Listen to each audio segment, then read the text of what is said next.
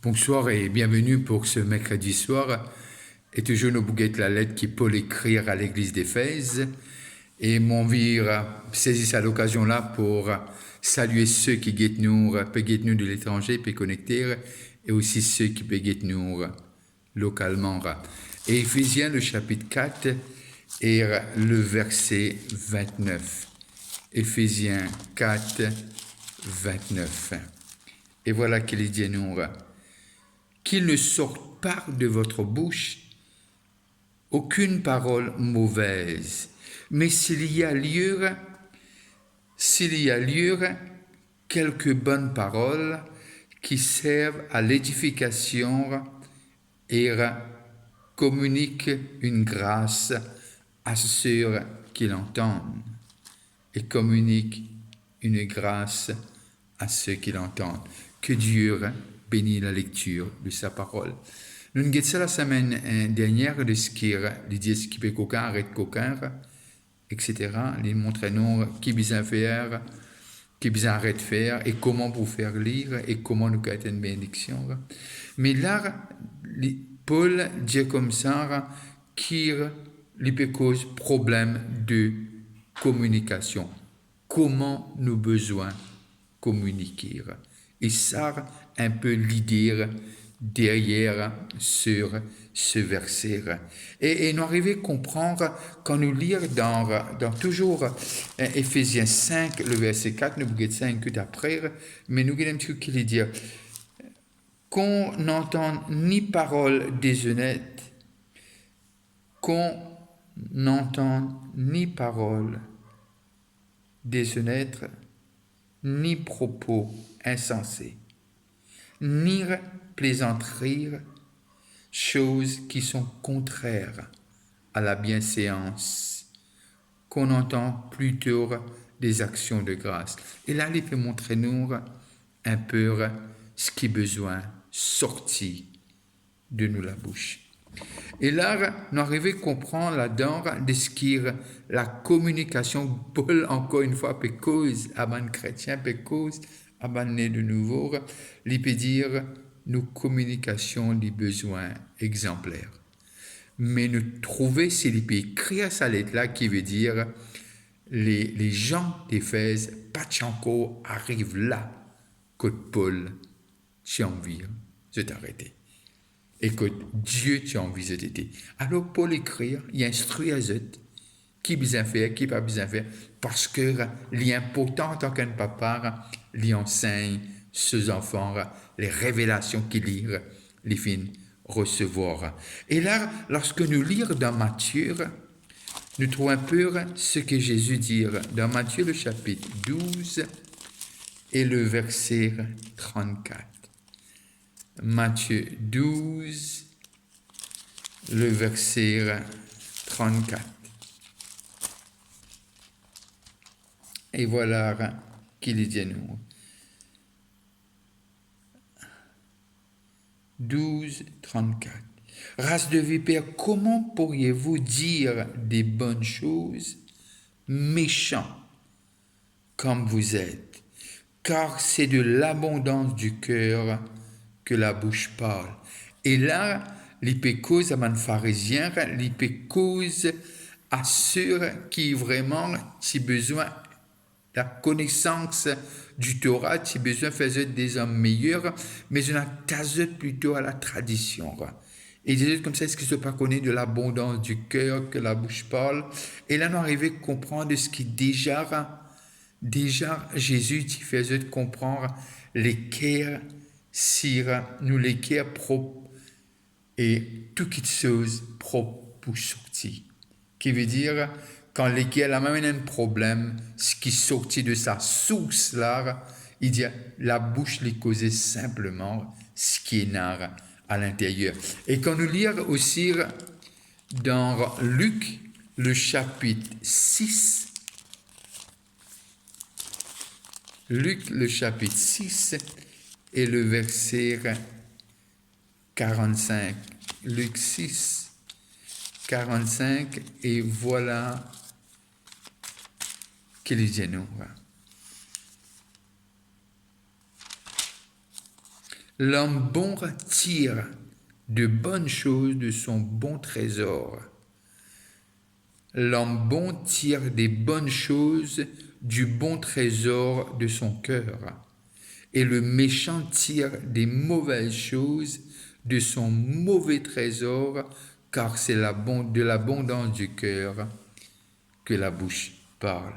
Et là, nous arrivons à comprendre ce que Paul peut dire à Éphésiens et ce que Jésus déjà montrait nous dans l'Évangile. Et aussi, Jacques, il y a un peu l'épître.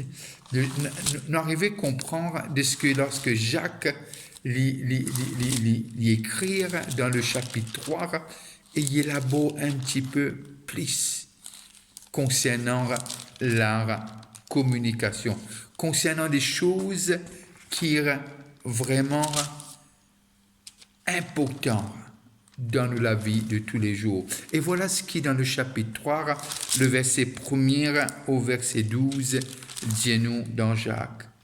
Mes frères, s'il n'y ait pas parmi vous, je leur ai dit, mes frères, qu'il n'y ait pas parmi vous un grand nombre de personnes qui se mettent à enseigner, car vous savez que nous serons jugés plus sévèrement. Nous brochons tous de plusieurs manières. Si quelqu'un ne bronche point en parole, c'est un homme parfait, capable de tenir tout son corps en bride. Si nous mettons le morse dans la bouche des chevaux pour qu'ils nous obéissent, nous dirigeons aussi le corps tout entier. Voici même les navires qui sont si grands et que poussent des vents impétueux, sont dirigés par un très petit gouvernail au gré du pilote. De même, la langue est un petit membre et elle se vante des grandes choses. Voici comment un petit feu peut embraser une grande forêt. La langue aussi est un feu. C'est le monde de l'iniquité. La langue est placée parmi nos membres, souillant tout le corps, en enflammant le corps de la vie, étant elle-même enflammée par la géhenne. Toutes les espèces de bêtes et d'oiseaux, de reptiles et d'animaux marins sont domptés et ont été domptés par la nature humaine. Mais la langue, aucun homme ne peut la dompter. C'est un mal qu'on ne peut réprimer. Elle est pleine d'un venin mortel. Par elle, nous bénissons le Seigneur notre Père, et par elle, nous maudissons les hommes faits à l'image de Dieu. De la même bouche sortent la bénédiction et la malédiction. Il ne faut pas, mes frères, qu'il en soit ainsi. La source fait-elle jaillir par la même ouverture l'eau douce et l'eau amère? Un figuier, mes frères, peut-il produire des olives ou une vigne des figues? De l'eau salée ne peut pas non plus produire de l'eau douce. Et là, nous arrivons à comprendre que Jacques Piamennour. Et là, il montre nous de ce qu'il a quelque chose à faire. Et Paul lui dit comme ça, qu'il nous veille façon nous communiquer. Alors, il montre nous de ce qu'il est né de nouveau et nous connaît. Et cela fait me rappeler un kiken de ce qui me connaît très très bien. Et à sa conversion, ce langage, il changeait 190 degrés. 180 degrés, pardon. 180 degrés, ce langage changeait. Qui veut dire, absolument le contraire de ce qu'il peut causer avant. Et par ce langage, et beaucoup de gens, ils n'arrivaient que le Seigneur. Zis, ben, du monde qui te connaît avant, et lorsque je écoute lui maintenant, c'était drastique, c'était flagrant. La façon dont cette personne commence à communiquer. Et là, nous arrivons à comprendre ce que Paul peut dire. Et quand nous lisons dans Proverbe, le chapitre 18, et le verset 21, et voilà ce qu'il dit nous. La mort et la vie sont au pouvoir de la langue. Comment Jacques dit nous, il comme un diffé, il comme un vénère.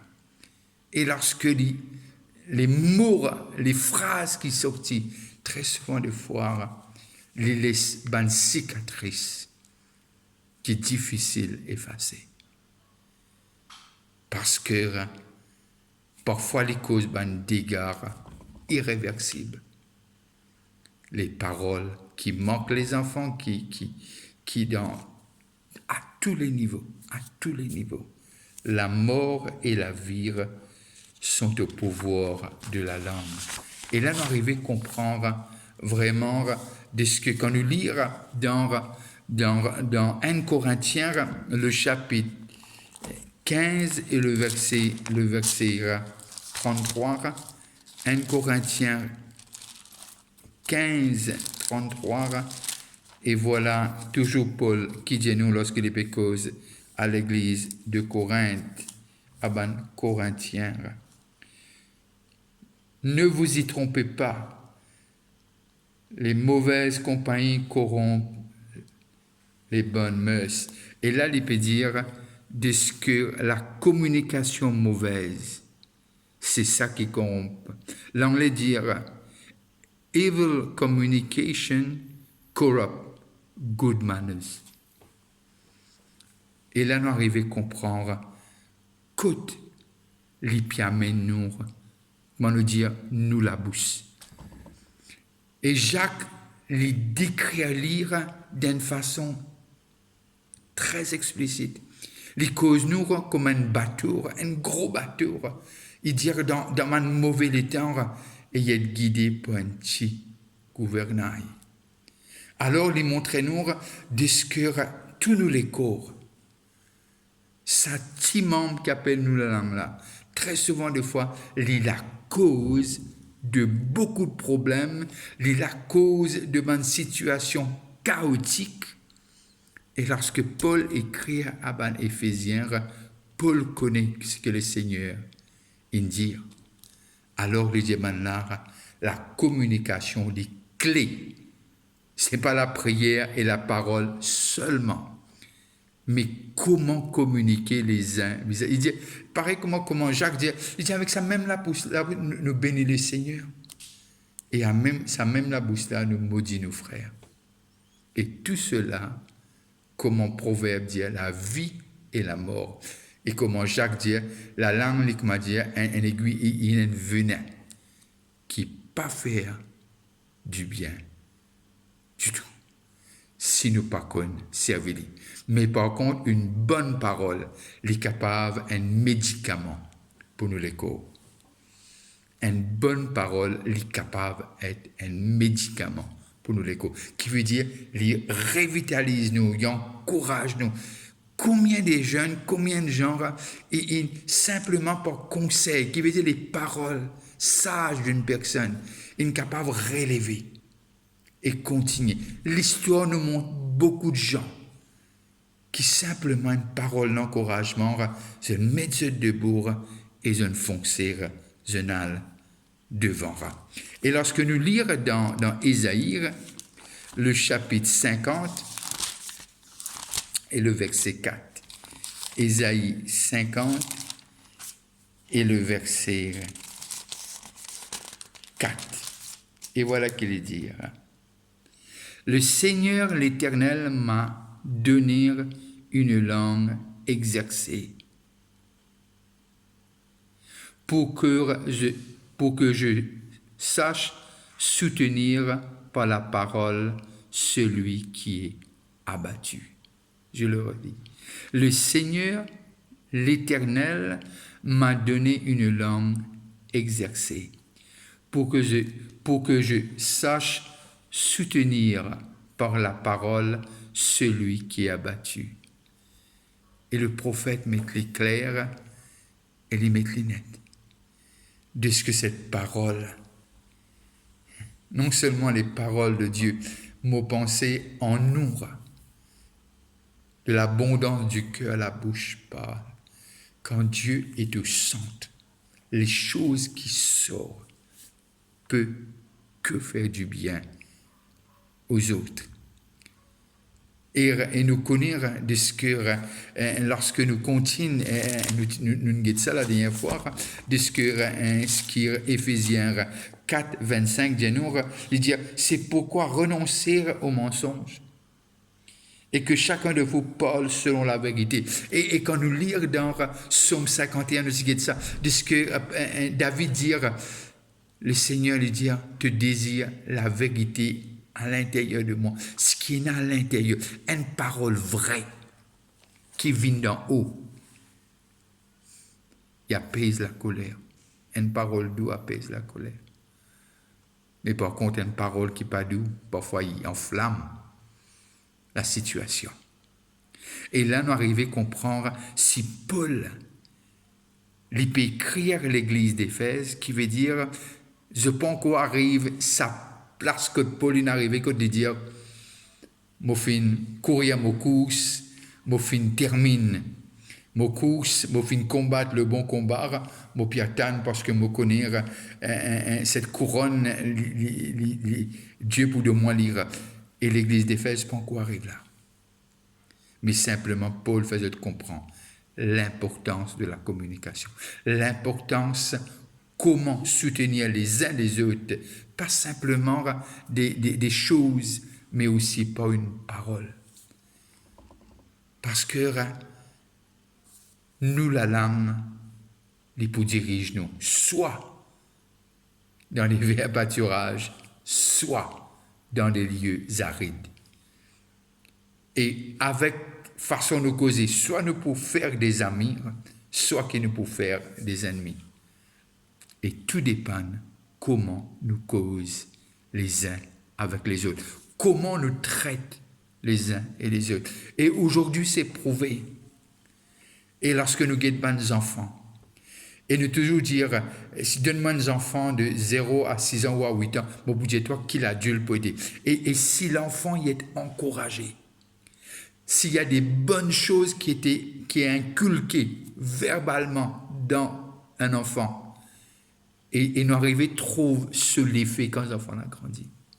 Alors, tout le monde, petit, adolescent, jeune ou vieux, tout le monde envie qui nous cause avec eux. Bien.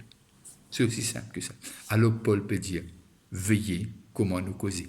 Veillez qui nous déclarer avec nous la bouche. Et encore une fois, nous gardons ce verset non seulement Éphésiens 4, 1, le verset 29, mais nous aussi pensons à Proverbe 18, 21, celui qui veille sur sa bouche. Et aussi Jacques, le chapitre 3, qui vraiment explique nous l'effet de sa timame qu'appelle nous la langue là. Alors, que Dieu bénisse le reste de cette soirée, c'est l'heure de prendre congé de vous. Et si vous passez à table, je peux que vous dire bon appétit. N'arrêtez pas de prier pour le pays, s'il vous plaît. Pensez à moi dans vos prières. Alors je vous dis bonne fin de soirée. On se rencontre bientôt. Bye bye et à la prochaine fois.